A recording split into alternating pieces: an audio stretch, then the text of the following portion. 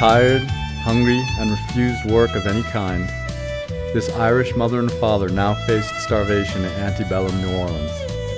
They knew the same fate awaited their 9-year-old daughter Mary, left behind in famine-stricken Ireland, if they could not find work in America and send for her. Is there no one with any kind of regard for human suffering? You up there? I need a fly. Oh, what's in that, honey? You think you're too good for us? You'll be that. Go to the Garden District. To some of those grand homes. Keep trying. Get out of this area. Don't come back. Peace with that. There you are. Why we've been looking all over for you. We're going ditching in the swamp. There's work there. And they're hiring Irish. For sure. We can't tell you to be without great risk. High risk. They figure if an Irishman dies, there'll be 100 more to take his place. And there's the fury of those they let go to use us. Chew 'em up, spit 'em out, get another one. How we sailed on the brine, the rough bound at sea. The ships now live for impunity. The streets full of gold and fruit in the trees. And here we are standing in mud to our knees. The master only cares the work that we've done. So chew us up, spit us out, and get another one. Pierce, the father, goes off into the swamp with the Irish laborers to highly dangerous conditions as Mara, the mother, is determined against all odds to find work in the Garden District. She is lucky enough to come upon a grand home owned by an Irish mistress. Come back to me, my own true love, and I will sing you by my side. Never to be parted.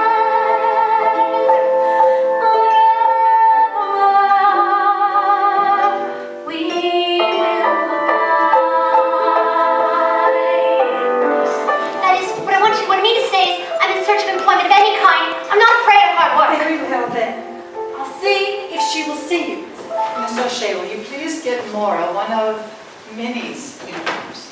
That should fit nicely. Come along, dear. Let's get you changed, and then we'll join the others in the library. We'll get you cleaning today. Saints preserve us. You know, when you get that little girl of yours over here, why in a few years she could land a job dusting in a grand home like this.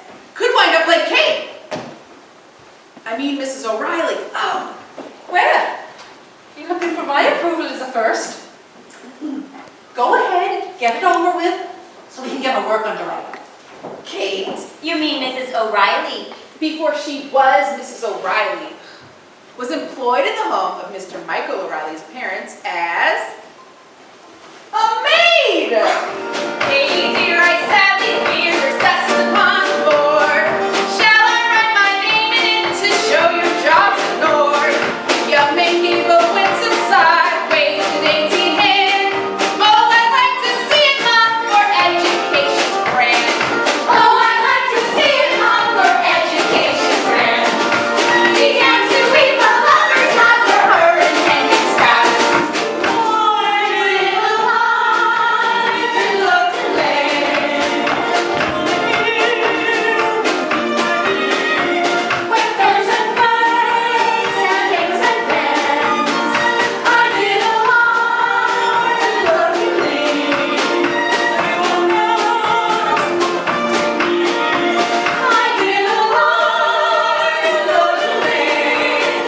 I want you to do this for your little girl. I want you to come over here and sit yourself right down. Write to her. Tell her to get on the first boat to America. You are now under the employ of Mrs. Catherine O'Reilly, Dusty Kate herself. And once Mrs. O'Reilly has taken you in, you are in. We thank you. Well, I thank you all for your friendship and your kindness. Our prayers have been answered. me again, please. But little love, you'll be leaving day after tomorrow. Your ma has a job working in a fine home. But in your heart, you know that you'll feel me holding your hand, your heart in me. With my soft wind, it's still more free, you'll see. There inside you again, you'll feel me. It's too more free, it's too more free, it's too more free. I'm coming, Ma, I'm coming. Don't wait for me. Nothing. No fare to America. Nothing. Only black fields of dead potatoes. The good Lord will call us someday, but so long as I have life in this body, it will not be this day.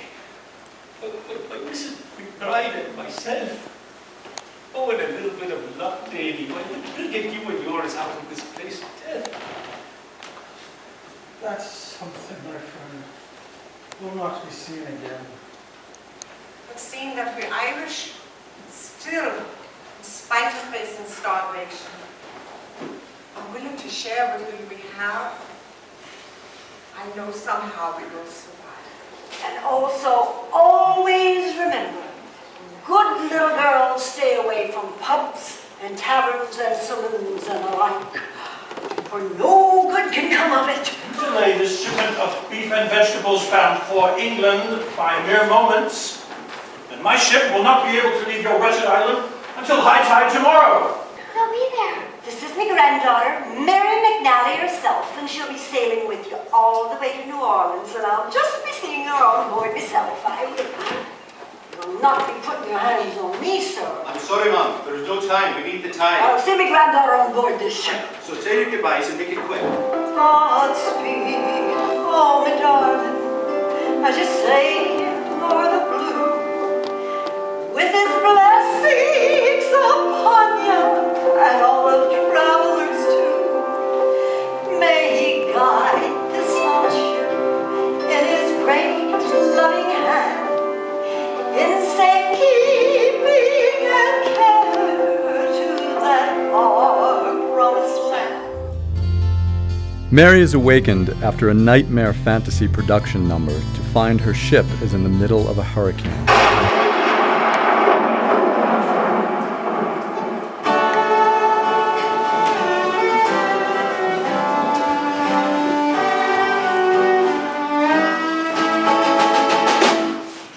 Toward the west the ship set sail, adventure bound beyond the veil.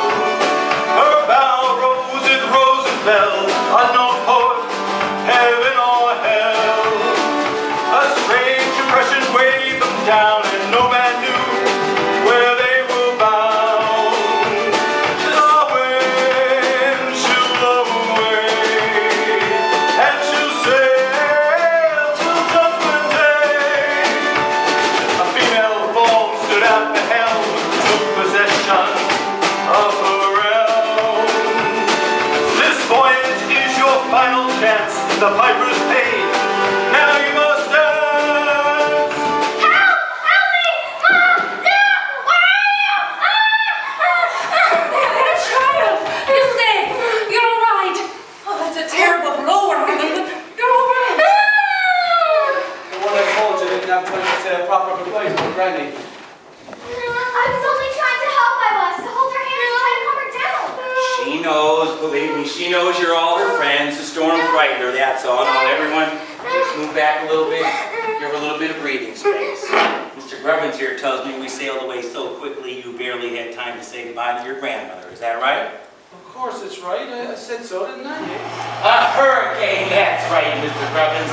And that hurricane is blowing us directly to New Orleans so fast, we'll be there days sooner. Yeah, sooner, not later. Sooner, Mom, Dad, sooner, not later. there? Rolling waves, wild winds blow. Sooner, not later, we will go.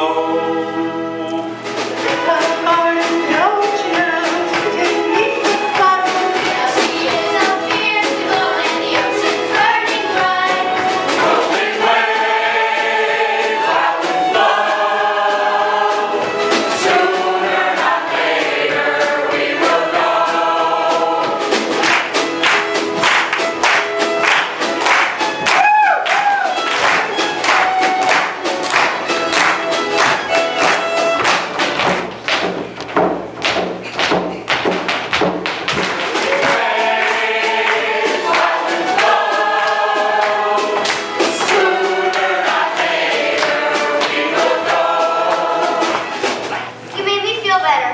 I like you. My name's Mary. Well, I like you too, Mary. My name is John. Evil passenger Wallace steals little Mary's bag with the only money she had and the address of where to locate her parents.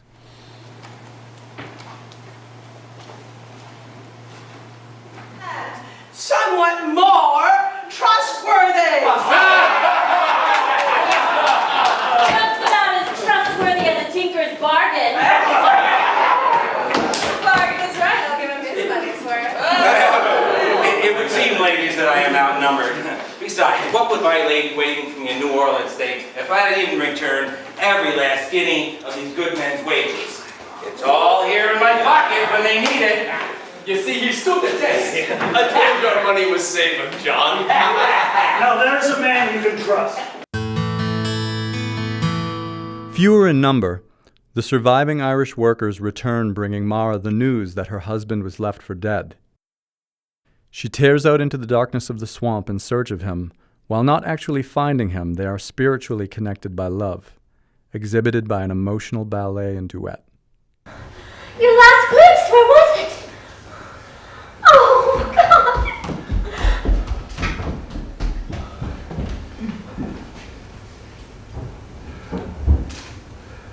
Our prayers will be heavy tonight.